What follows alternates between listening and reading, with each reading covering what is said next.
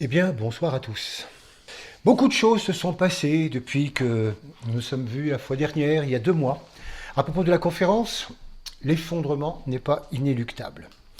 Et c'est vrai qu'à partir de ce moment-là, nous avons vu que l'effondrement planétaire, l'effondrement de l'humanité n'était pas inéluctable, mais que l'effondrement d'une certaine société, fondée sur la conscience individuelle, elle, était effectivement inévitable.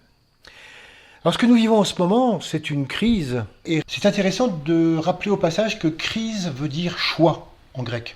Fondamentalement, toute crise est un choix. Et c'est à cela que nous sommes confrontés, car cette crise va nous poser un certain nombre de questions, et nous allons avoir des choix à faire pour repenser la société donc, dans laquelle nous sommes actuellement. Les thèmes des conférences de cette année étaient quelque peu prémonitoires. En effet, le thème de l'année était, en quête de sens, incarner l'espoir au quotidien. Nous avons commencé par voir que nous avions tout pour réussir, ça tombe bien, et que l'amour existe puisque nous l'avons rencontré.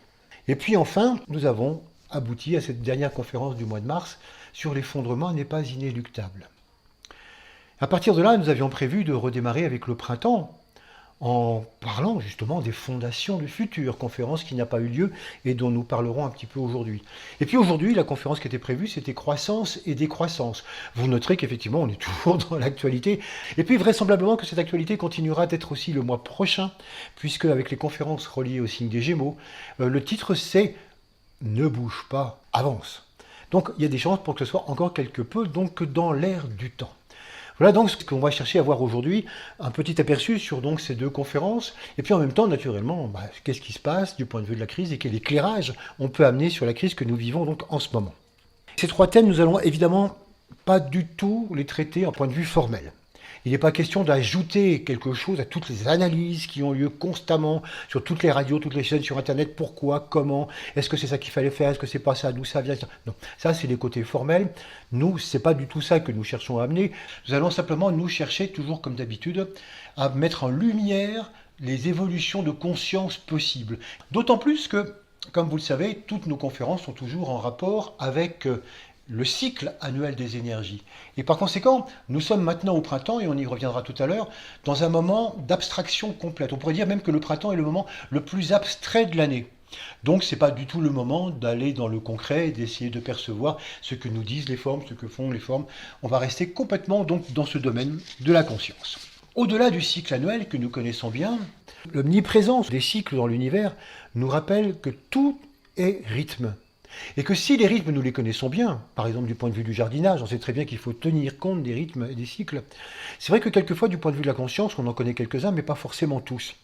Et là, ça va être intéressant de voir qu'au-delà du cycle du Soleil, au-delà du cycle de la Lune, il y a aussi des cycles planétaires et certains jouent un rôle important. On pourrait dire, bon, tous jouent un rôle important, mais c'est vrai que là, je voudrais mettre l'accent sur un cycle particulier, une planète particulière qui est la planète Pluton. Pluton, c'est une planète naine, très éloignée, la plus éloignée du Soleil, et qui met 246 ans pour faire le tour du Soleil. On l'a découverte que très récemment, en 1932, si bien qu'on n'a pas eu encore l'occasion de la voir à l'œuvre dans tous les signes du zodiaque. Nous l'avons donc vue quand on l'a découverte en Cancer, et puis voilà, donc maintenant elle a fait 7 signes, elle se trouve maintenant en face de l'endroit où on l'a découverte, donc en Capricorne. Et donc c'est intéressant de voir qu'on n'a pas encore l'expérience des autres signes, mais suffisamment quand même pour se rendre compte de l'importance de cette énergie. En effet, cette énergie conscience, parce que c'est avant tout ce que sont les planètes, cette énergie conscience représente l'énergie du rayon 1 dans son aspect destructeur.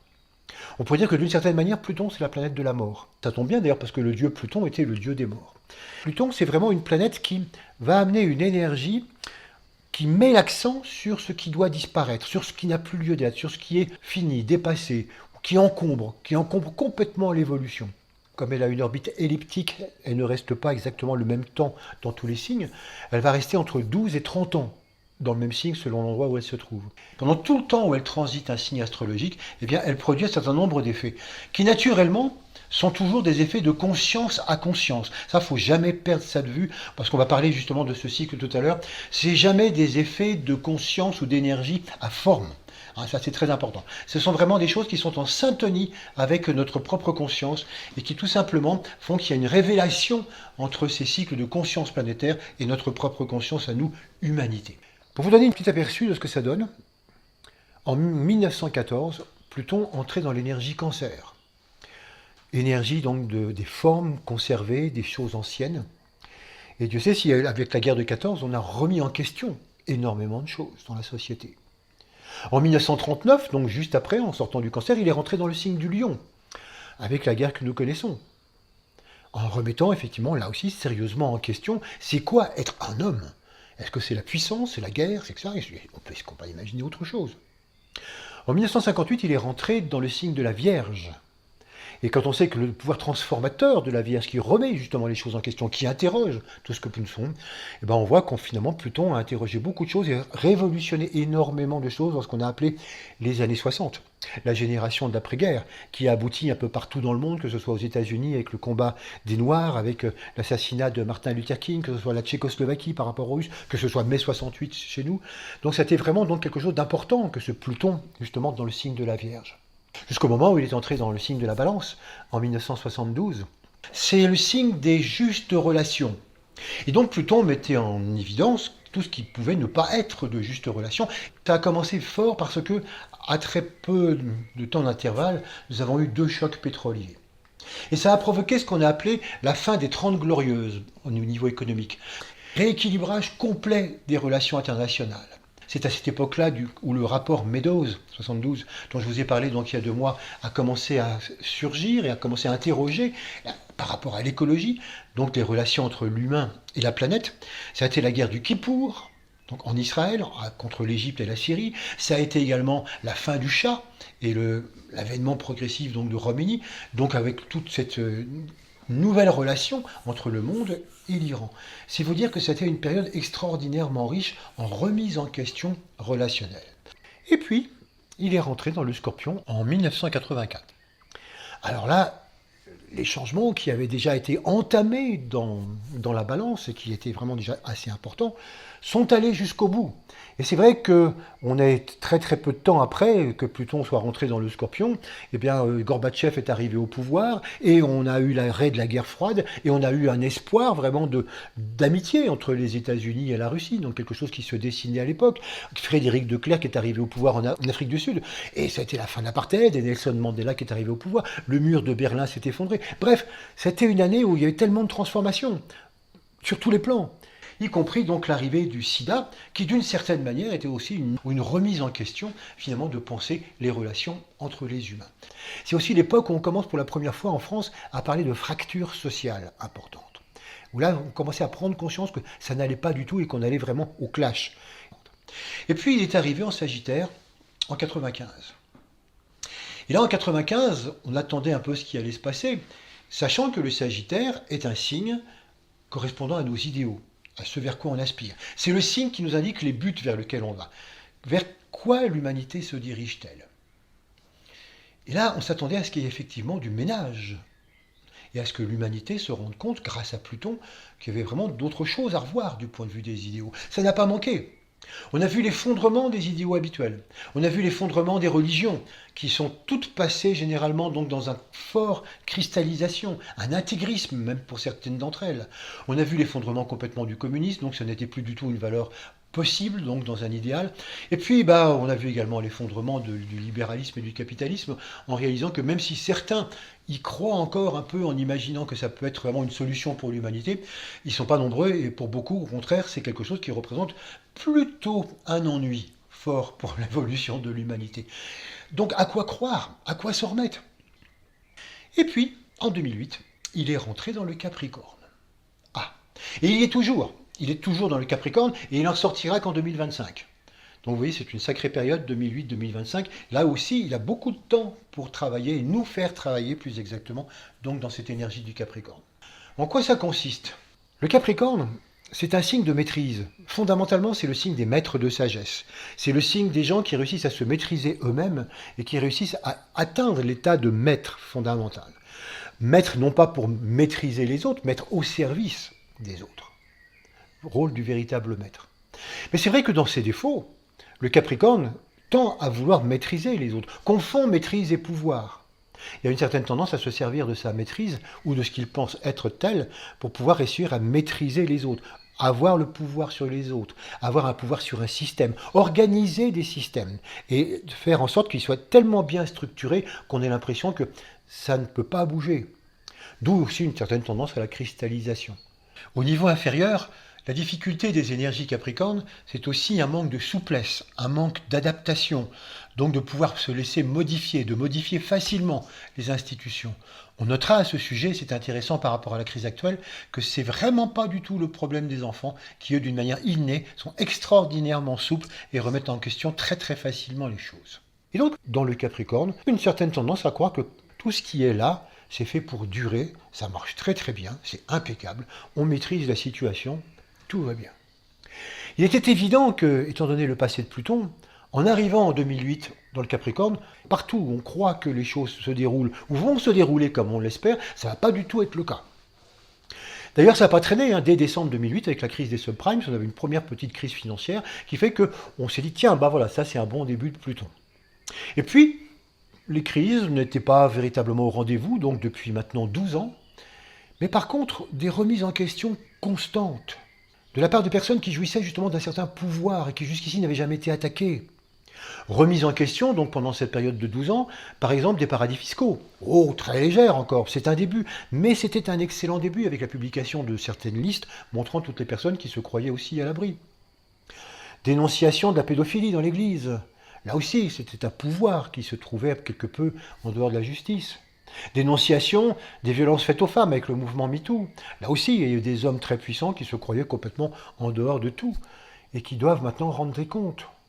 On s'aperçoit donc que du coup, il y a beaucoup de choses comme ça qui peuvent se passer un peu partout dans la société et qui remettent en question le pouvoir de gens qui se croyaient un peu hors d'atteinte, qui croyaient maîtriser les choses et dont on s'aperçoit que, eh ben non, maintenant la société réclame des comptes, maintenant on réclame des relations justes. Là où vous croyez vraiment à l'abri, derrière votre pouvoir, eh bien c'est quelque chose qui va maintenant devoir cesser.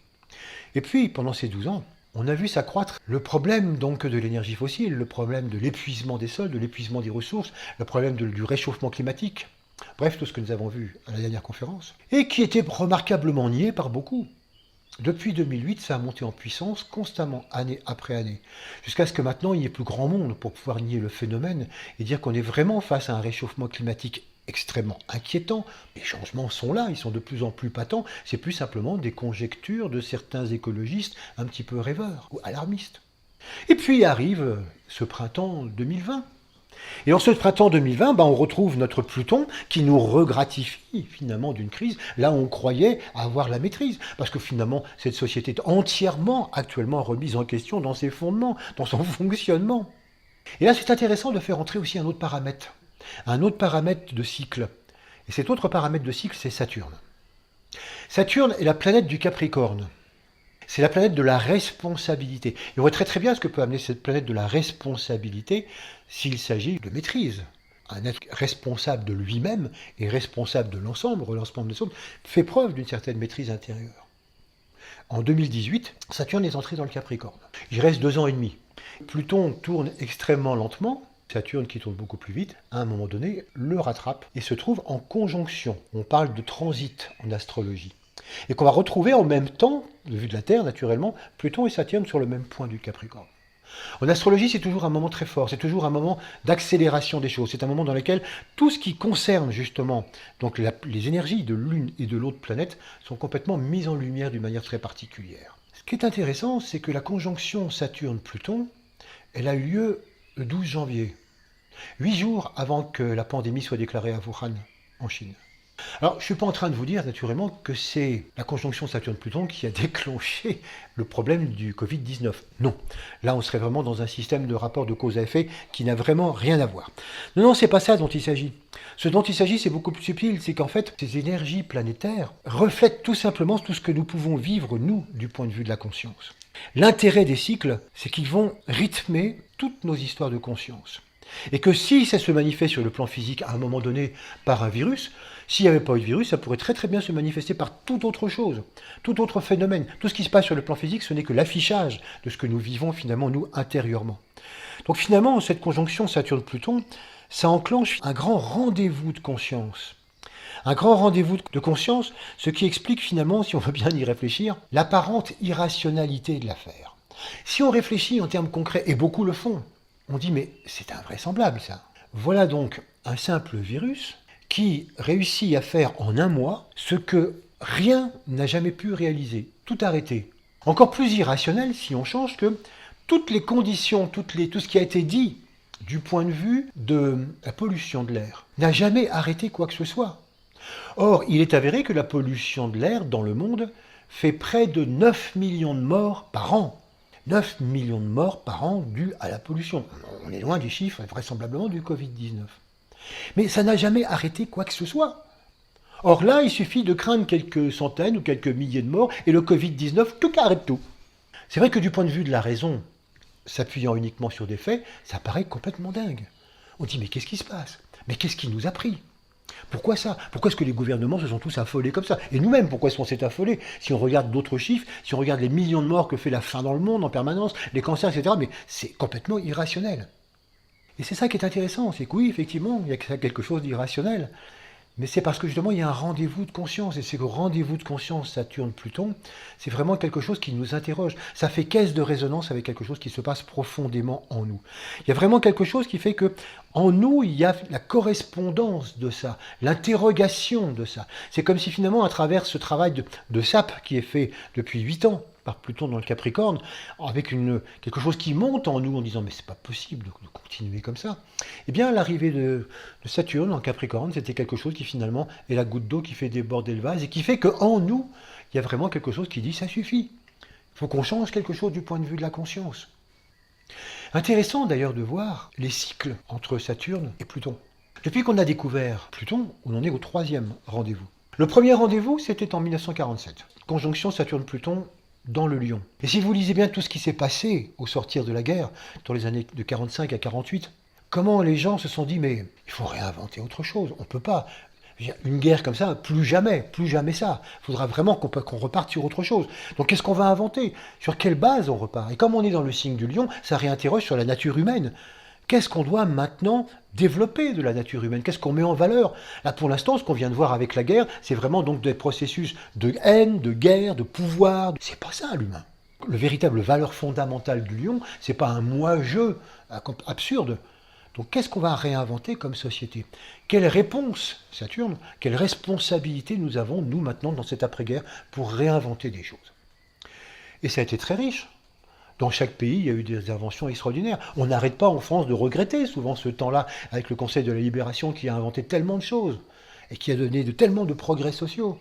On a inventé l'ONU, donc condamné. Même de son côté, en Chine, Mao Tse-tung a essayé d'inventer un autre progrès. Bref, c'était une grande période pendant laquelle chacun disait « mais allez, on repart sur des bases complètement nouvelles ». Alors, est-ce qu'on a tenu? On pourrait se dire à certains côtés, ben non, on n'a pas tellement tenu. C'est vrai que ça a tenu pendant un certain temps, puis on s'aperçoit qu'à un moment donné, c'est comme si on s'était fait reprendre par l'économie. Comme si d'un seul coup l'économie avait phagocyté toutes ses bonnes intentions et qu'on s'est aperçu que quelques dizaines d'années plus tard, les choses sont retombées et qu'on est retombé pareil avec l'être humain, toujours dans ces rapports de pouvoir et d'économie. L'impression que ça s'est passé pour rien. Mais il ne faut pas croire ça. Là, c'est très important et on le reverra tout à l'heure, de voir qu'à chaque fois qu'on a un rendez-vous de conscience et à chaque fois que quelque chose se passe comme ça, donc il y a un progrès qui se passe à l'intérieur de l'humanité. Et donc ce progrès, il semble s'afficher tout de suite par certains changements. Souvent, les responsables en profitent pour faire des changements. Mais comme toute la masse ne l'a pas fait, ce changement, ce sont des choses qui sont forcément, qui redescendent et qui redescendent. On pourrait avoir l'impression de dire, bah alors c'est foutu. Ah non, c'est pas foutu, parce que tout ce qui progresse en conscience n'est jamais perdu. Il y a un effet cliqué. Apparemment, les choses peuvent se dégénérer ou décroître du point de vue des formes, mais ce qui s'est passé en conscience, ça ne se perd jamais, et on le retrouve plus tard avec d'autres formes d'une manière beaucoup plus sage. Deuxième rendez-vous, 1982. Cette fois-ci, la conjonction Saturne-Pluton se fait en Balance. Balance, les justes relations. Et tout à l'heure, je vous disais justement, c'est extraordinaire parce que dans cette période-là, eh bien, on a eu justement d'autres relations à cause de l'histoire du pétrole. On a eu tous ces changements qui ont eu lieu à travers l'Afrique du Sud, à travers le mur de Berlin, etc. On a eu vraiment un point de départ complètement nouveau sur de nouvelles relations. On a cru même à un moment donné qu'il y aurait une amitié entre les États-Unis et la Russie. Puis on pourrait dire, est-ce que ça a duré?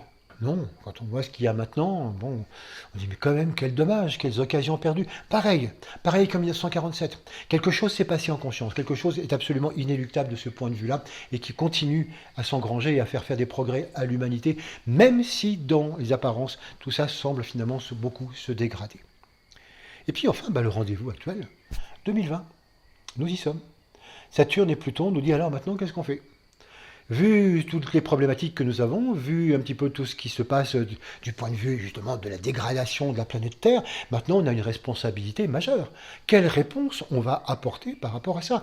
Maintenant il ne s'agit plus simplement d'être responsable de l'humain, le rendez-vous de 47, des relations entre les humains, le rendez-vous de 82, maintenant c'est le rendez-vous avec la planète. Qu'est-ce qu'on va faire donc dans ce rendez-vous de 2020? Il y a vraiment quelque chose qui se met en place et qui va nécessiter bien sûr donc toute une évolution de conscience, puisque c'est ça dont il s'agit. Qu'est-ce qui va amener ces évolutions de conscience? S'il y a une phrase que l'on entend régulièrement, que j'ai même commencé à citer tout à l'heure parce qu'on l'entendait chaque fois à la fin des guerres, et que tout le monde se répète souvent, c'est une chose est sûre, c'est que quand on sera sorti du confinement, eh bien rien ne sera plus jamais comme avant. Et tout le monde se répète cette phrase à l'envi, et tout le monde acquiesce à cette phrase. On semble tous être d'accord, rien ne sera plus jamais comme avant. Sauf que si on y regarde de plus près, il est évident que chacun y met un sens complètement différent. Par exemple, il y a des gens qui vont craindre, à juste titre, qu'ils sont déjà dans des métiers donc extrêmement précaires, et qu'ils vont se retrouver au chômage, et par conséquent, la misère va être beaucoup plus grande qu'avant. Ouais.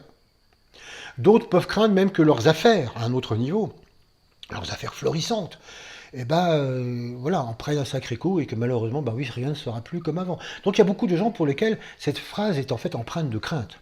Et puis pour d'autres, elle est empreinte d'espoir, que ce soit simplement quelqu'un qui dit mais enfin, moi en tant qu'infirmière ou en tant qu'aide-soignante, on a été reconnu, tous les jours, on nous fait un petit peu la fête pour nous dire merci.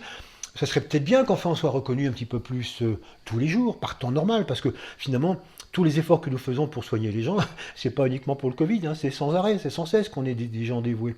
Et peut-être que du point de vue de l'échelle salariale, ça sera intéressant de revoir les choses. Et puis il y a tout naturellement tous les écologistes et toutes les personnes qui depuis longtemps, dans un autre état de conscience, se disent ce serait quand même bien que maintenant, allez, c'est vrai que le grand changement dont on rêve, le grand bouleversement qu'on espère, ce serait peut-être bien maintenant qu'il se passe. Et donc on espère qu'effectivement la société ne sera plus du tout comme avant et qu'on va arrêter donc plein de choses. Donc c'est vraiment le bouleversement que chacun peut espérer. Mais quand on dit ça, chacun craint ou espère, mais en attendant que ça vienne. Ça va se passer comment? Ça vient de l'extérieur, on attend que ça se passe, ou on est acteur? C'est là où il faut vraiment se rendre compte combien c'est vraiment la conscience qui crée les formes et c'est la conscience qui fait évoluer les formes. Et si nous on n'est pas acteur en conscience, il n'y a rien qui changera. Si on n'est pas acteur en conscience, les choses continueront d'être exactement comme avant. C'est pour ça que cette phrase « rien ne sera plus comme avant », il est intéressant que nous cherchions à se la dire, à se la prononcer en conscience, du point de vue de ma conscience, du point de vue de mon vécu intérieur. Est-ce que je peux dire qu'après la crise, rien ne sera plus comme avant? Qu'est-ce que veut dire cette phrase pour nous et comment nous nous efforçons d'y répondre? Prenons un exemple. Il peut nous arriver d'avoir un malheur, une perte, un deuil, un accident, quelque chose de très fort qui nous arrive, qui dit « voilà, ça c'est une sacrée claque, là vraiment ce qui m'est arrivé, je peux dire que rien ne sera plus jamais comme avant ». Qu'est-ce qu'on fait en faisant ça? C'est qu'on comprend. Une chose est sûre que si on ne comprend pas, la même chose strictement se reproduira très peu de temps après. Mais on la comprend. J'ai compris ce qui s'est passé et j'ai une chose est sûre, on m'y reprendra pas. Je ne retomberai pas dans tout dans ce travers ou dans cette erreur. Et pendant quelque temps, ça fonctionne. Quelle n'est pas notre surprise quand quelques mois ou plus tard, d'un seul coup, on se retrouve à nouveau face à cette problématique en disant « mais c'est pas vrai, je suis retombé là-dedans ». Mais pourtant, j'étais sûr que je ne pourrais pas y retomber. Enfin, c'est invraisemblable cette histoire. Je suis retombé là-dedans. Mais qu'est-ce qui s'est passé?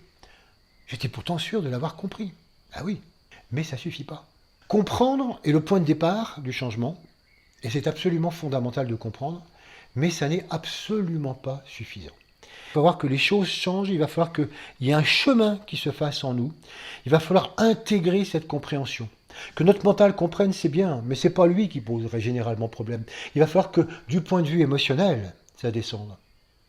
Du point de vue éthérique, du point de vue physique, ça descende symboliquement jusqu'aux pieds. Il faut que ça s'intègre progressivement. Et ce chemin n'est pas du tout rapide, que ce soit individuellement ou que ce soit dans le monde des sociétés. Donc ce qui est intéressant, c'est qu'il va falloir aussi arriver à percevoir et à construire une nouvelle qualité qui doit remplacer l'ancienne ou le défaut que l'on a perçu. Et cette nouvelle qualité ne se fait pas d'un coup. Cette nouvelle qualité, il va falloir la construire, il va falloir la vivre, il va falloir s'y habituer, il va falloir qu'elle devienne progressivement quotidienne. Et à ce moment-là, oui, on pourra dire, là, il y aura un changement. Changer les formes, c'est très facile et c'est très rapide. Mais ça ne sert à rien. C'est ce qu'on appelle une réforme. Changer les consciences, c'est long. Comment est-ce qu'on peut voir ça du point de vue de la crise actuelle? D'abord en comprenant ce que la crise révèle. Bon, on ne va pas faire toute une analyse, simplement, juste un petit point, la crise vraiment révèle l'interdépendance fondamentale qui est la nôtre. Et qu'on ne peut absolument pas se passer les uns des autres et que les histoires de frontières, ça ne sert à rien. De toute façon, on est vraiment complètement reliés et interdépendants. Mais, au lieu de faire de cette interdépendance une fraternité, un partage, en se disant, mais on est tellement reliés les uns les autres, on ne peut tellement pas se passer les uns les autres, c'est tellement important qu'il faut qu'on conçoive une société, une économie, enfin, il faut qu'on conçoive tout, vraiment en étant chacun interdépendants les uns des autres. Ben non. On a fabriqué finalement une mondialisation qui se base complètement sur cette interdépendance, qui est complètement au service de l'augmentation du profit de certains, des plus riches, et qui naturellement appauvrit continuellement les autres, les sociétés, les individus et même les nations. Donc au fur et à mesure, cette interdépendance, elle n'a pas servi la fraternité, au contraire, elle a servi les inégalités et l'accroissement des inégalités. Du coup, cette mondialisation, elle a servi à mettre en coupe réglée la planète, donc à consommer tout ce qu'il y avait, les animaux, les végétaux. Donc, je ne refais pas la conférence d'il y a 2 mois, c'est ce qu'on a vu, c'est ce qui nous mène tout droit à l'effondrement. Ça, donc, tout le monde l'a compris, tout le monde le sait. Et encore une fois, c'est ce qui fait que les écologistes, quelquefois, disent « mais c'est pas possible, le nombre de fois on explique ça aux gens ». Et ils disent qu'ils comprennent, mais ça ne produit pas d'effet. Non, il faut le temps. Il faut le temps que finalement on ait l'aspect de conscience qui aille avec. Comprendre, c'est pas tout quelque chose qui est suffisant. On est arrivé à un monde de pouvoir, un monde d'irrespect. On a bien compris ça, mais on n'a pas encore trouvé comment remédier ça. Quand on voit que tout ça on le comprend, mais que ça change rien, c'est là que ça peut paraître complètement décourageant. C'est pour ça que ça nous pose la question, pour nous, ça veut dire quoi? Rien ne sera plus comme avant du point de vue de la conscience. Qu'est-ce que ça va changer en nous?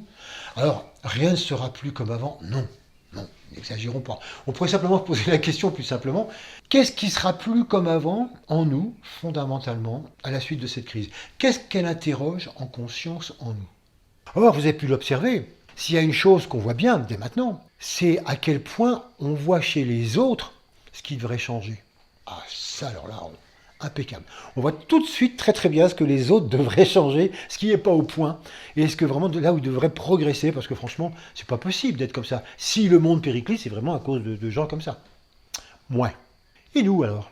Nous, on a quelquefois l'impression d'être en avance, et donc de même pouvoir se dire, et d'avoir la maîtrise, erreur Capricorne, en disant, je vous l'avais bien dit, ça fait des années que je le répète. Depuis je ne sais pas combien d'années qu'on dit qu'on va au casse-pipe, etc., qu'on n'a pas la maîtrise. Depuis le temps qu'on parle de Pluton, etc. Et voilà. Donc, moi, j'ai pas grand-chose à changer là-dedans. Moi, j'ai de l'avance dans la conscience. Moi, cette conscience, je l'ai déjà depuis de nombreuses années. C'est les autres là qui doivent faire un effort. C'est les autres qui doivent avancer. Moi, au contraire, je vais rester là à les attendre de manière à ce qu'on puisse ensuite cheminer ensemble vers plus de progrès. Non, non, non, non. Ça, c'est une grave erreur. Ça, c'est un manquement fondamental à l'interdépendance. Ça, c'est une espèce de position isolationniste de conscience. On retrouve ça d'ailleurs chez les personnes qui méditent pour eux. On insiste tout le temps pour dire qu'on ne médite pas pour nous, on médite pour l'ensemble. C'est quelque chose qui a trait à l'ensemble. Mais combien de fois on médite pour soi, pour se perfectionner, pour être mieux dans sa vie, etc. C'est un petit peu la même posture. Se dire que moi, je n'ai pas à gagner grand-chose là-dedans parce que je suis déjà un peu en avance. Non. Tout rendez-vous Saturne-Pluton, tout rendez-vous qui nous met en évidence ce qui a lieu d'être éliminé pour pouvoir être un peu plus responsable, doit nous interpeller tous à quelque niveau que ce soit. À quelque niveau de conscience que ce soit. On a tous, et c'est évidemment pas la même chose, à éliminer quelque chose. On a tous à faire un pas plus loin, à percevoir quel est ce pas plus loin, et à profiter justement de cette interpellation de responsabilité supérieure pour faire ce pas. Vous allez me dire, mais à quoi ça sert? Ah, mais ça sert à tout le monde. On est en interdépendance de conscience. Le pas que fait chacun rejaillit sur tous. Le pas que nous faisons tous ensemble, eh bien, c'est la participation de tout le monde. Et qu'à quelque niveau de conscience que ce soit, c'est pas un individu qui évolue dans son coin parce qu'il a compris quelque chose et puis qu'il a sécrété une nouvelle état de conscience. Non, non, c'est tous ensemble que ça se passe. Et ainsi, nous faisons réellement progresser l'ensemble. Qu'est-ce que nous avons pour ça, pour nous aider? Nous avons un moyen extraordinaire qui est le confinement. Est-ce que c'est une occasion d'évoluer et comment? Alors c'est sûr que la planète se retrouve confinée ou va se retrouver confinée, ou en tout cas en grande partie, et que pour beaucoup de monde, c'est une véritable catastrophe. C'est vrai qu'on va avoir des faillites, on va avoir des problématiques, c'est pour énormément de gens, ça on ne peut pas l'éviter, c'est une catastrophe. Et puis en même temps, c'est aussi une chance. Ça paraît dur de dire ça et de le dire à ceux qui vont subir la catastrophe. Mais c'est toujours intéressant de se souvenir de cette phrase, de tout mal sort un bien. De tout mal sort un bien. Pas tout de suite, mais à terme, et quand on a du recul, on s'aperçoit que, ah oui, effectivement, grâce à ça, on a compris quelque chose, on a avancé, on est sorti d'une impasse, et que c'est important donc de concevoir ça, même si c'est très douloureux sur le moment. Qu'est-ce qu'on a donc comme attitude possible pour travailler ce confinement? Comme d'habitude, en essayant de se référer au niveau de conscience qu'on a l'habitude de voir à travers la courbe d'involution et d'évolution, on va mettre en évidence 3 états de conscience avec 3 attitudes. Il y en a beaucoup plus, c'est vraiment dans des généralités, je ne donne pas dans les détails, mais c'est pour vous donner une idée un petit peu de ce qui se passe, et puis aussi de nous-mêmes et de nos prises de conscience. La première attitude, c'est tout simplement l'attitude qui consiste à subir la situation. Là, c'est extrêmement passif. C'est vrai que c'est souvent quand on est en conscience de dépendance, on a l'habitude de dépendre des autres, on a l'habitude de dépendre de la société, de dépendre de l'État, de dépendre de ceux qui savent, de dépendre des... Donc on est là-dedans, puis on n'en sait rien. Donc il n'y a rien d'autre à faire qu'à subir. C'est quelque chose qui peut être résigné. Donc finalement, si on peut s'accommoder de la situation, on peut peut-être s'adapter un petit peu à la situation, mais c'est vraiment quelque chose qui finalement fait que, il n'y a pas grand changement par rapport à ça. On va se confiner, et puis on peut dire on va faire un peu le dos rond, et puis on va attendre que ça passe, quoi. Ça ira mieux. Mais en même temps, il y a aussi des moments où on est un peu dans la revendication. Pourquoi? Justement contre ceux à qui on fait confiance d'habitude. Finalement, donc, on en veut à tous ceux qui auraient manqué à leur devoir. À l'État, qui ne nous a pas donné gratuitement même les masques, ou qui n'a pas fait ce qu'il fallait en temps et en heure, ou bien les responsables médicaux, ou bien les étrangers, les Chinois, à qui on doit tout ça, et qui leur a mieux fait de rester chez eux. Bref, toute la faute est remise à l'extérieur, naturellement, on n'est pas remis en question, toute la faute est remise à l'extérieur. Il y a toujours en conscience de dépendance un état de victime qui fait que c'est la faute aux autres. On râle, on est résigné, on râle, on est résigné, et puis on attend qu'on sorte de là. Et puis surtout, on attend des réparations parce qu'on espère que quand même l'État qui a failli quand même, ou les responsables qui ont failli à leur devoir, il faudra un jour qu'ils payent. Il faudra un peu qu'ils nous dédommagent un peu de toutes les problématiques qu'on peut avoir. Puis en même temps, il y a beaucoup de peur par rapport à soi-même, par rapport à sa santé, par rapport à la famille. Par rapport aux vieux, qui sont très souvent très importants, notamment en conscience de masse. Donc la santé des seniors est vraiment quelque chose de très très important. Et donc on fait gaffe souvent à bien rester confiné. Deuxième attitude est beaucoup plus en rapport avec la conscience individuelle. La note clé de la conscience individuelle, c'est la liberté, l'autonomie. Alors là, face au confinement, évidemment, ça ne va pas forcément se passer bien. Et donc l'attitude, on va la définir par un autre mot, révolte. Naturellement, là encore, il pourrait y avoir plein de manières de parler de révolte. D'une manière douce, très très douce, une révolte intérieure, mais qui ne s'exprime pas forcément extérieurement. Et puis des révoltes qui sont effectivement beaucoup plus expressives. La manière douce, tout simplement, dans cet aspect-là, c'est de mettre en évidence que de toute façon, moi, je ne subis pas. Moi, je suis toujours un petit peu débrouillard, indépendant, et que je finis toujours par tirer mon épingle du jeu. Ça ne m'arrange pas, mais je me démerde. Donc je vais savoir réussir à faire ça. Donc par exemple, cette révolte par rapport à l'ensemble, ce qui est demandé, ça peut se passer par des tas de petites astuces. Réussir à se déplacer, là où on n'aurait pas le droit, avoir des passe-droits, etc. Ou bien tout simplement dire, alors moi, ça ne me gêne pas du tout, moi j'en profite pour être en vacances, voilà, je prends sur moi-même, et puis j'en profite pour bouquiner, et puis ça me repose. Et puis d'autres qui vont dire, moi j'en profite pour faire des travaux chez moi, et avant je n'avais pas le temps du tout, là j'en profite. Oui, c'est une certaine manière de dire, qu'importe. Voilà, je m'en fiche complètement de cette histoire-là, que ça se vit à l'extérieur. Moi, je me débrouille. Et on voit bien la confiance individuelle, donc de se débrouiller soi-même. Et puis vous avez des gens qui sont ce qu'on avait appelé les survivalistes, il y a 2 mois, ceux qui sont persuadés que la seule façon de se sortir un peu de l'effondrement, c'est de être en autonomie complète et qui peuvent vous dire ah, mais moi de toute façon mes congélateurs sont pleins, mon potager est en train de produire, j'ai toujours ma source, j'ai toujours l'électricité, je vais me débrouille, vous pouvez me mettre 6 mois de confinement si vous voulez, ça ne me dérange pas. J'ai prévu et je m'aperçois que j'ai bien fait de m'y prendre de cette manière-là. Et puis vous avez des gens pour qui la révolte est beaucoup plus expressive. Des gens qui justement tiennent beaucoup plus à leur liberté et vivent très très mal que cette liberté, cette autonomie soit remise en question.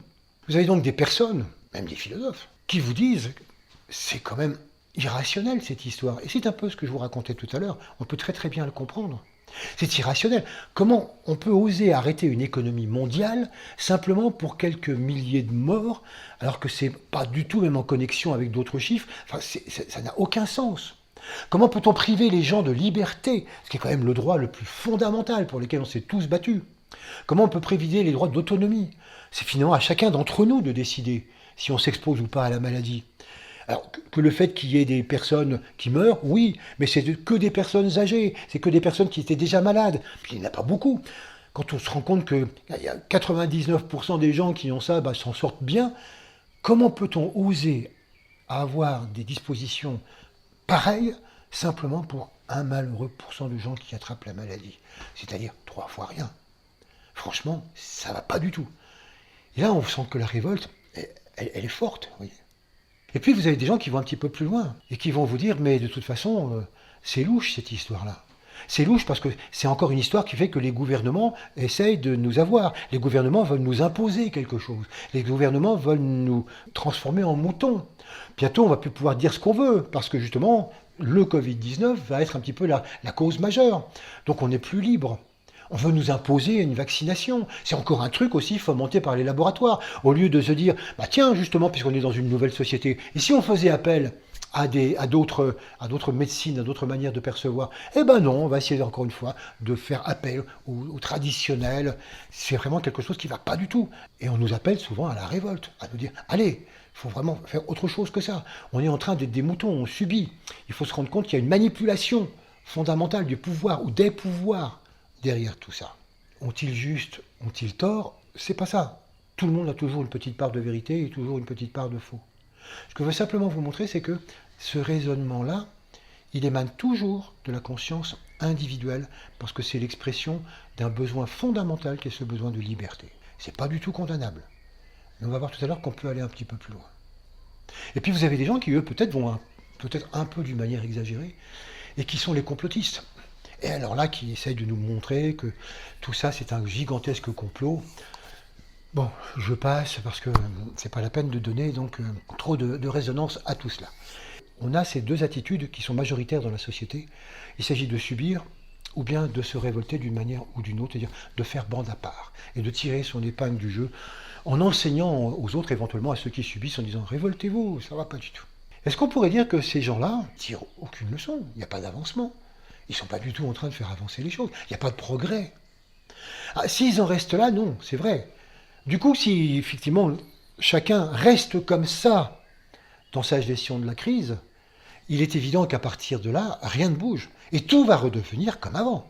Mais heureusement, ce dont on s'aperçoit, à travers les témoignages qu'on peut voir d'ici de là, c'est que ce confinement amène chez les uns et chez les autres un déconfinement des consciences. On s'aperçoit que le confinement des formes amène chacun à réfléchir, à avoir d'autres réactions et à avoir progressivement un déconfinement de la conscience.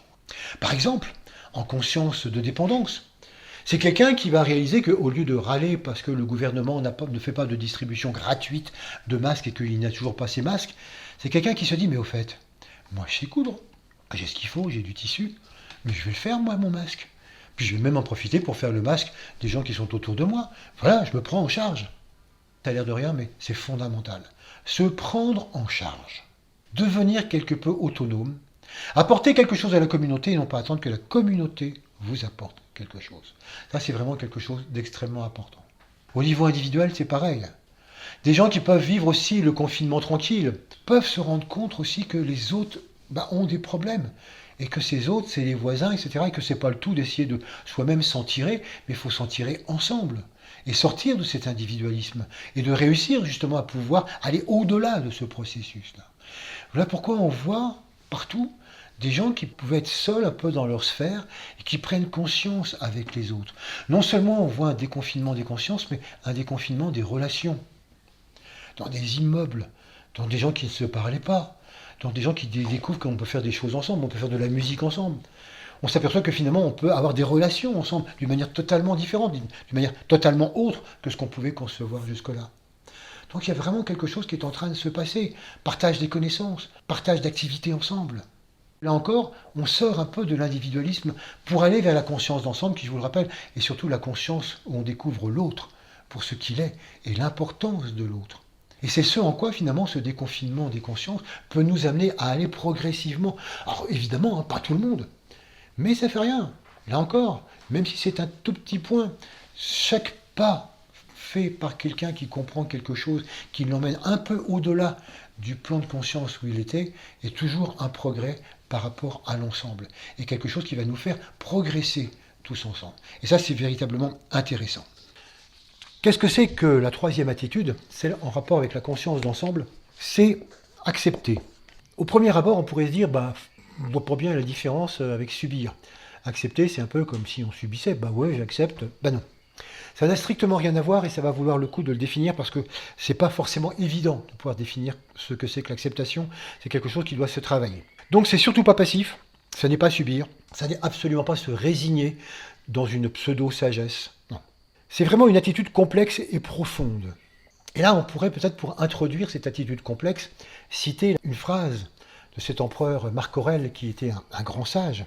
« Que la force me soit donnée de supporter ce qui ne peut pas être changé. Qu'on me donne aussi le courage de changer ce qui peut être changé. Et la sagesse de distinguer entre les deux. » Ça, vous voyez, on a trois éléments qui définissent bien ce que c'est que l'acceptation. La force d'accepter ce qui ne peut pas être changé, le courage de changer ce qui peut l'être, et la sagesse de distinguer entre les deux aspects. En effet, accepter, c'est être capable d'accueillir les faits. Accepter, c'est vraiment d'être capable d'accueillir ce qui est, et non pas de rêver à quelque chose d'autre, que de refuser ce qui est, ou de refuser l'évidence. Non, c'est dire, voilà, c'est là. Maintenant, il va falloir travailler avec ça. C'est vraiment de pouvoir discerner ce qui se passe et vraiment développer une compréhension de ce qui se passe. Accepter, ça mène à la reconnaissance fondamentale. C'est la reconnaissance de la nature d'un fait. C'est ce qu'on pourrait appeler une compréhension aimante. Et c'est ce qui va permettre de pouvoir changer les choses. On pourrait même aller beaucoup plus loin en disant que tant qu'on ne peut pas accepter un fait, tant qu'on n'entre pas dans cette acceptation, même si ce n'est pas une acceptation parfaite, tant qu'on n'est pas dans cette acceptation, on ne peut pas participer à une création nouvelle. On ne peut pas changer les choses.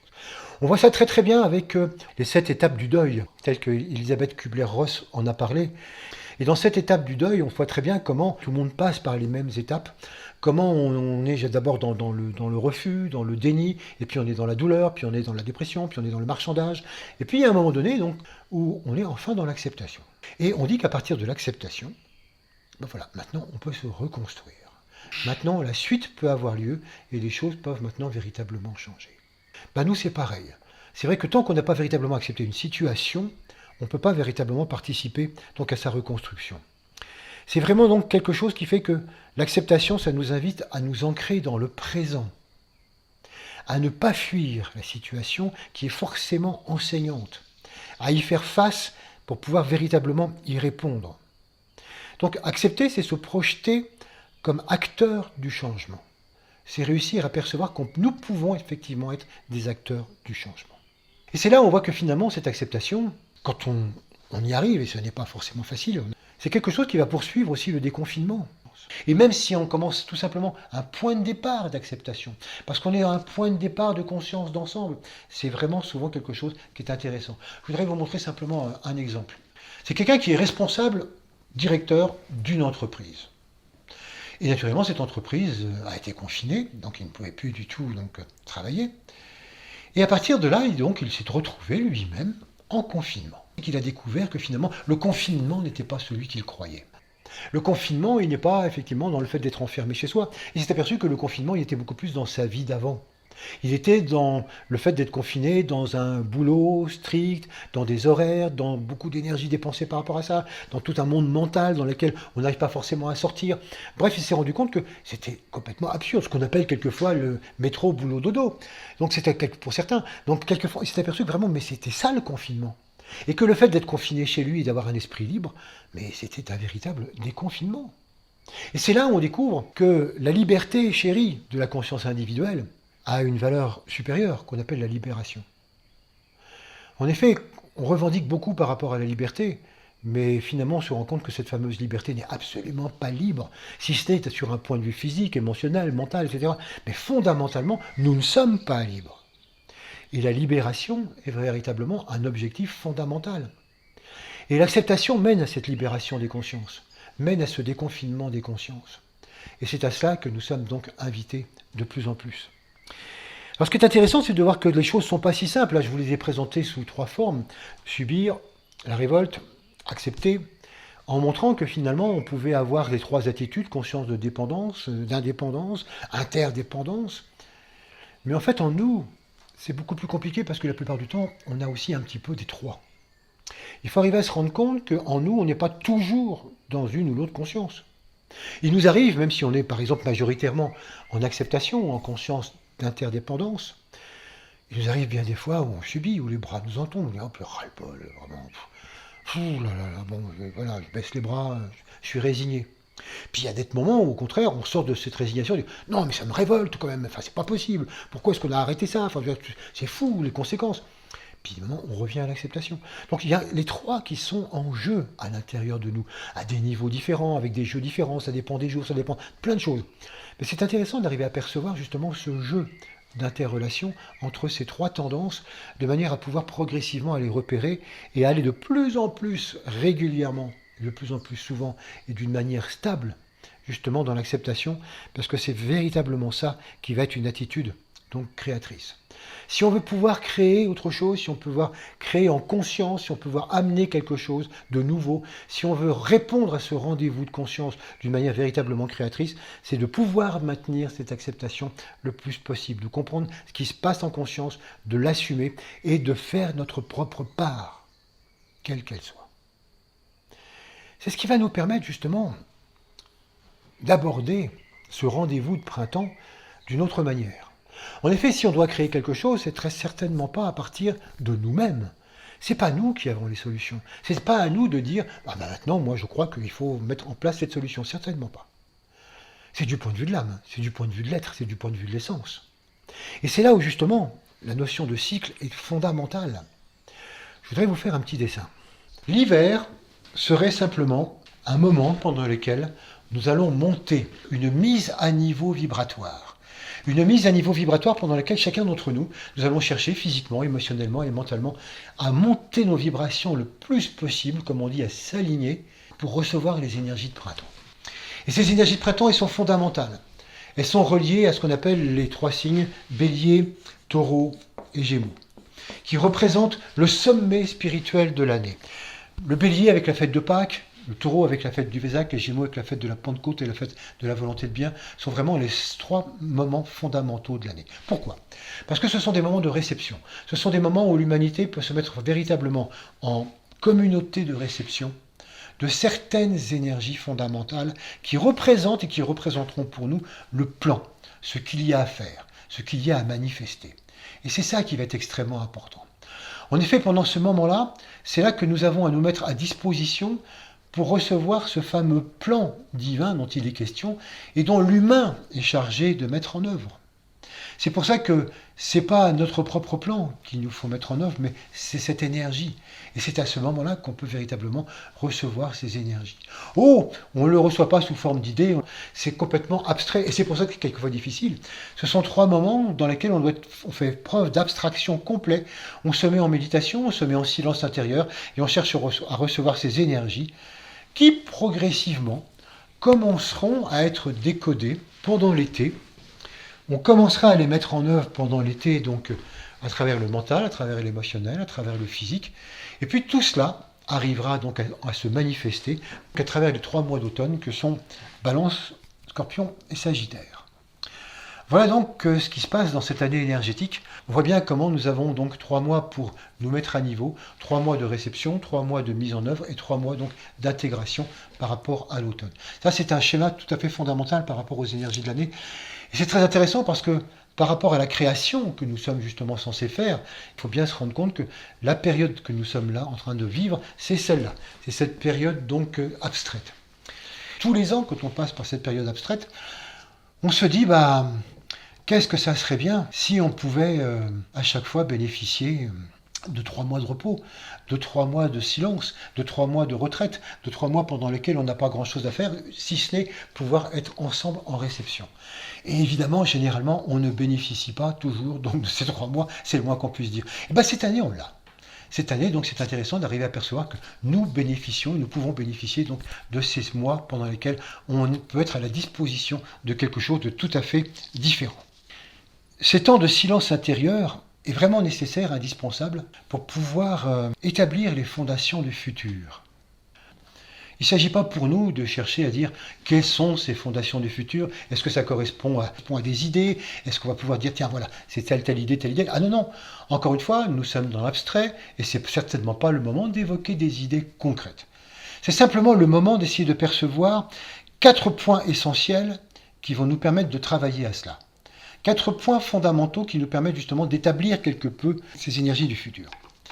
Le premier point fondamental, je vous en parlais juste à l'instant, c'est de considérer que nous sommes complètement partie prenante d'un plan planétaire.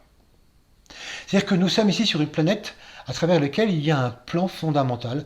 On en parle tout le temps et ce plan fondamental, c'est d'amener l'amour sur Terre. Et que nous sommes complètement en connexion avec ce plan.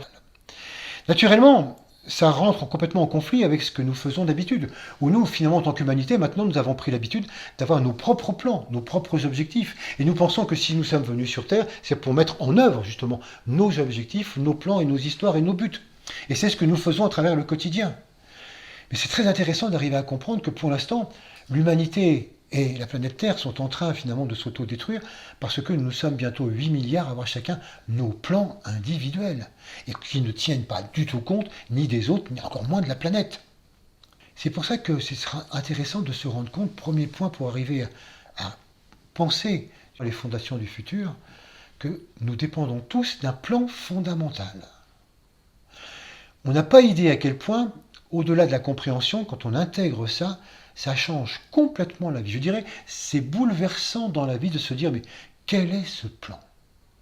3 mois pour essayer justement de travailler. Le deuxième pilier, la deuxième idée fondamentale, c'est de se rendre compte que l'humanité est responsable de la mise en œuvre de ce plan et que pour ça, elle doit utiliser son mental. Il n'y a que le mental qui soit créateur. C'est par le monde des idées que nous faisons finalement ces plans. Et on le sait très bien, puisque c'est par notre monde mental à nous, notre monde mental concret, que nous mettons en place tous nos idées, tous nos buts et tous nos objectifs de vie. Donc on planifie ça par notre petit mental. Naturellement, ce plan plus global, il devra être développé par un mental plus abstrait, qui reste effectivement beaucoup plus à développer.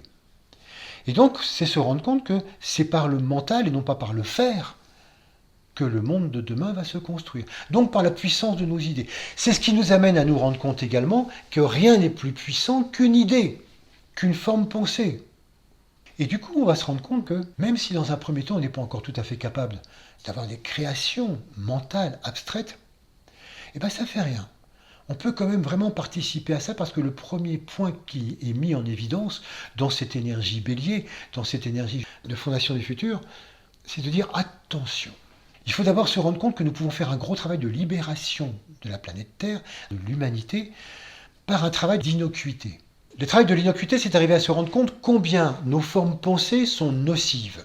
Combien, non seulement nous ne créons pas forcément l'avenir dans le bon sens, mais par contre, chaque jour, nous amenons un petit peu de destruction à cette planète par nos formes pensées. Et plus nous pensons puissamment, plus nous sommes nocifs. Et le premier point qui est à voir, c'est de dire, apprenons à stopper, ou du moins à diminuer considérablement notre nocivité mentale. C'est ce qu'on appelle le principe d'innocuité. Et c'est la première chose fondamentale à faire quand on cherche à vouloir participer justement à cet avenir. Alors on se dit aussitôt, c'est vrai que j'ai une certaine tendance quelquefois à critiquer, à être mal, à être en colère, à dire du mal, à envoyer des vannes, etc. Bon, je me rends compte qu'il faut que je me surveille par rapport à ça. C'est vrai. Et c'est un premier point. Allons un peu plus loin, même si c'est très difficile. Il va falloir se rendre compte que le fait d'être inoffensif, c'est pas simplement de dire du mal. Et que souvent, on peut être nocif en disant ou en pensant du bien. Qu'est-ce que je veux dire par là ? On vient de mettre en évidence tout à l'heure que le plan, c'est avant tout un plan d'amour. Ça veut dire que la loi universelle, c'est avant tout la globalité, c'est l'universalité, c'est l'interdépendance de tout. Ça, c'est ce qu'on pourrait appeler donc le bien. Le bien avec un B majuscule, ce qui est bien, c'est ça, l'universalité de tout. C'est quoi le mal? C'est très simple. Le mal, c'est ce qui n'est pas cette universalité de tout, c'est ce qui est séparé. Donc, c'est une nouvelle définition du bien et du mal, c'est pas le péché, etc. C'est que le bien, c'est tout ce qui est unifié, et on va de plus en plus vers le bien quand on est dans l'union, et le mal, c'est tout ce qui est séparé. Donc, à chaque fois qu'on se sépare, on est justement beaucoup plus dans cette notion de mal. Donc, chaque fois que nous avons des pensées séparées, des pensées individuelles, qui ne vont pas du tout dans le sens de l'ensemble, on est quelque part dans la nocivité. Alors, c'est pas du tout le même degré que lorsqu'on dit du mal, mais il faut se rendre compte que lorsque moi je veux du bien pour quelqu'un, d'une certaine manière, je l'enferme un petit peu dans ce que moi je souhaite pour lui. Et que la seule manière de penser d'une manière tout à fait constructive, non nocive, c'est de penser en tant qu'ensemble pour l'ensemble. Mais dès que j'ai des pensées personnelles, on n'est pas encore complètement dans l'innocuité. C'est vous dire la difficulté de la chose. Pour tous ceux qui voudraient en savoir plus, parce qu'on n'a pas le temps de le développer, il faudrait aller voir dans le travail d'Hercule, le travail sur le bélier, les cavales de Diomède, où on a un petit peu tout le détail sur toutes ces histoires de nocivité de forme pensée. Si on veut avancer, qu'on est dans l'acceptation, on arrête totalement de critiquer. On dit que quelquefois, la plupart du temps, être complètement dans cette acceptation et dans l'inoffensivité, c'est bannir de son vocabulaire les mots anti et contre. On est anti-rien, on est contre rien.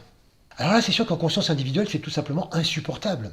On pourrait dire, ah bon, alors c'est ça, si je comprends bien, donc la démarche spirituelle, c'est tout simplement de dire oui, amen à tout. Alors, il n'y a pas d'opposition, il n'y a pas de démocratie, on est d'accord avec les gouvernements, on subit tout, c'est n'importe quoi. Non, pas du tout, c'est pas ce que je suis en train de dire. L'acceptation et le fait de ne pas être contre, ça ne veut absolument pas dire qu'on cautionne, ça ne veut pas dire qu'on est pour. Ça ne veut pas dire qu'on va voter pour tel ou tel gouvernement, ça veut dire que tout simplement on n'utilise pas l'énergie de nos formes pensées pour être contre. On n'utilise pas l'énergie des formes pensées pour détruire. On l'utilise uniquement pour construire. Donc utilisons ces énergies simplement pour pouvoir dire, ok, moi je suis pour cette idée, pour ce principe, pour cette qualité. Moi ce que j'incarne dans la vie c'est tel principe fondamental, j'attire telle qualité essentielle. Moi c'est ce que j'incarne, c'est ce que je vis, c'est ce que je prône. Et je n'ai absolument pas une seconde à dire « je suis contre ça ». S'en fiche. Ça, c'est pas du tout inoffensif. Et ça, c'est extrêmement important parce que, vous voyez, dans l'époque actuelle, on s'aperçoit que beaucoup de choses sont difficiles. Et beaucoup de choses, même du point de vue des gouvernements et des responsables, sont difficiles parce qu'il y a une nocivité extraordinaire du monde de la pensée. Et ça va continuer dans les mois qui vont venir. C'est pour ça que pour ne pas nourrir cela, soyons donc uniquement dans le côté positif, c'est-à-dire à nous d'affirmer ce qui nous semble essentiel, à nous d'affirmer ce qui nous paraît être la vérité, sans jamais dire contre ou quoi que ce soit, donc ce qui va à l'encontre de ce qui ne nous paraît pas, donc pour nous, la vérité. Donc, pas de critique. Vous voyez comme l'innocuité est vraiment un des aspects de l'acceptation, et que c'est vrai que quand on est dans l'acceptation, on rentre de plus en plus dans l'innocuité, et réciproquement. Après quoi, quand on a justement fait ça, on peut de plus en plus se laisser justement impressionner, comme je disais tout à l'heure, par tout ce qui peut venir de l'essentiel, se laisser impressionner par les énergies fondamentales. Et à travers donc toutes ces énergies, au fur et à mesure, on aura à revoir à la lumière de ces énergies les idées nouvelles concernant l'éducation, concernant le monde du travail, le monde économique, le monde politique, etc. Tout sera à revoir. C'est un peu ce que nous avons fait l'année dernière, ce qu'on a essayé de faire l'année dernière à propos de l'éducation, donc à travers toutes les conférences 2019. Et puis, troisième pilier, c'est de comprendre que toute cette interdépendance, et au sein de cette interdépendance, ça se passe dans une interrelation extraordinaire. Tout est interdépendant, mais tout circule. Et c'est avant tout une interdépendance des relations. Et qu'au sein de cette relation, c'est toute une circulation entre des pôles plus et des pôles moins, comme en électricité. Donc cette interdépendance, il y a vraiment du plus et du moins, et tout fonctionne un petit peu de cette manière-là. Mais, et on aura l'occasion d'y revenir aussi peut-être le mois prochain, c'est vrai que dans cette notion de plus et de moins, on ne s'aperçoit pas que finalement, dans ce qui circule dans cette interdépendance, on interprète mal le plus et le moins. Oui, on est interdépendant. Oui, il y a des interrelations. Mais c'est comme si dans cette interrelation, dans la circulation qui se passe, c'est non pas une relation entre des pôles plus et des pôles moins, mais entre des gens qui seraient plus et des gens qui seraient moins.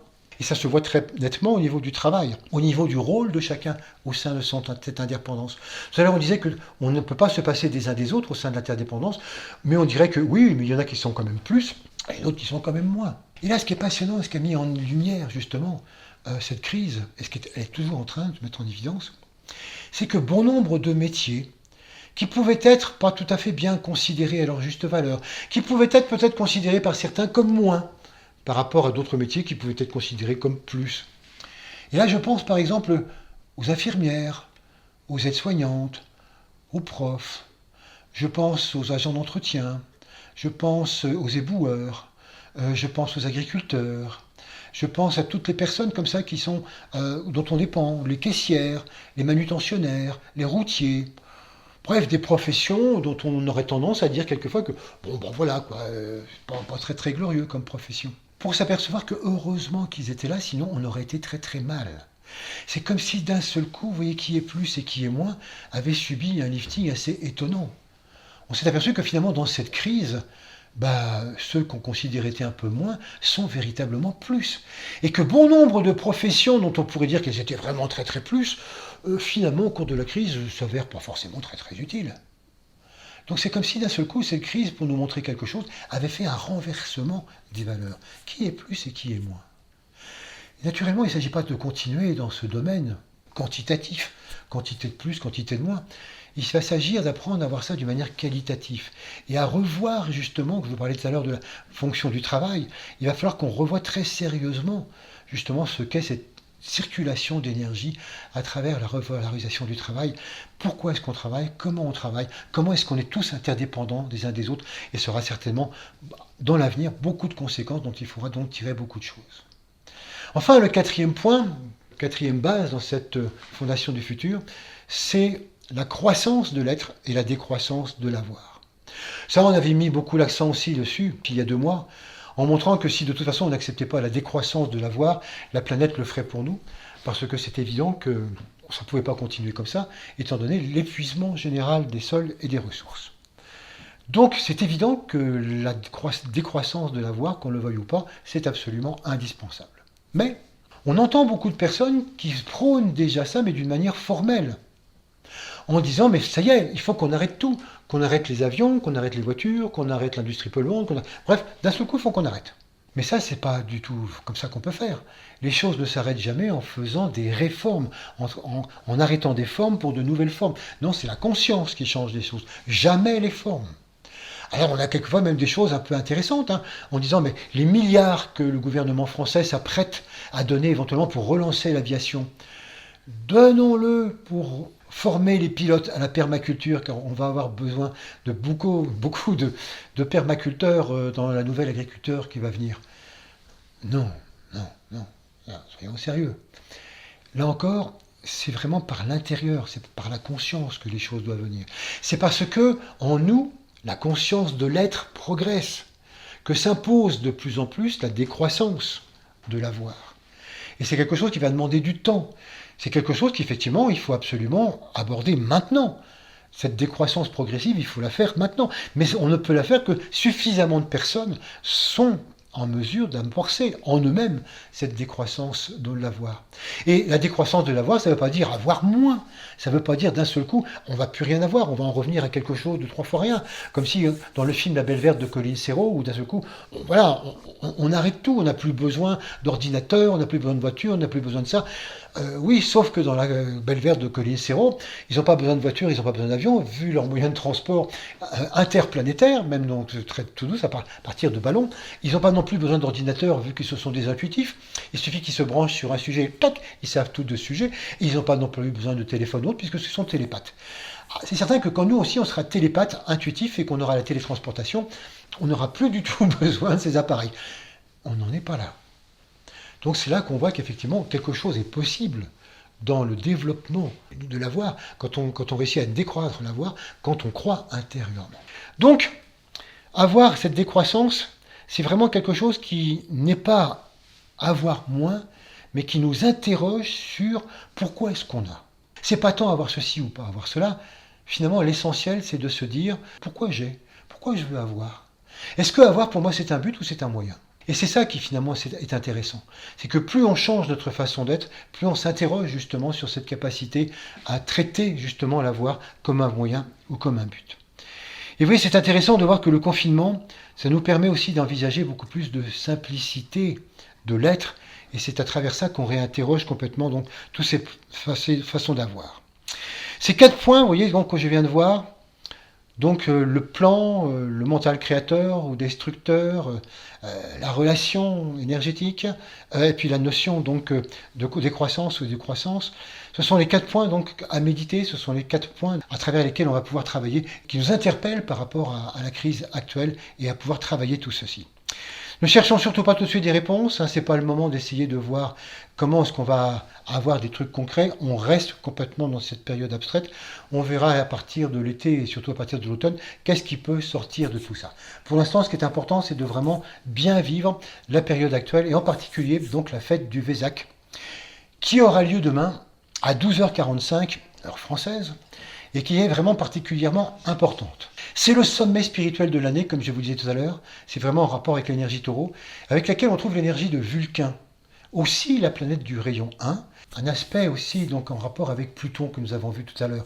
Pluton met en évidence ce qu'il faut arrêter, et Vulcain met en évidence ce qui doit être. C'est donc ces deux aspects du rayon 1. Et donc c'est ça qui est intéressant, c'est d'arriver à percevoir cette mise en lumière, et pour ça nous pouvons le faire tous ensemble. Nous ne pouvons le faire que si nous sommes tous ensemble reliés, que si nous sommes une véritable antenne collective, reliée justement à ces énergies qui descendent, et simplement en étant à la disposition de cela, sans chercher plus, sans chercher quoi que ce soit, sans chercher à avoir aucun effet, ni maintenant, ni dans cette méditation, ni dans les jours qui vont venir. Les choses qui devront descendre, eh bien, elles descendront quand ça sera le moment. Et c'est là que l'on compte sur nous, parce que vous voyez, cette fête du Vésac, on pourrait dire, c'est le point fondamental de toute l'année énergétique. C'est le point de ressourcement de toute cette année énergétique. Voilà pourquoi, maintenons un maximum donc ce point de réception, d'acceptation, et passons tous ensemble donc un bon moment de pleine lune. Je vous propose une méditation là-dessus.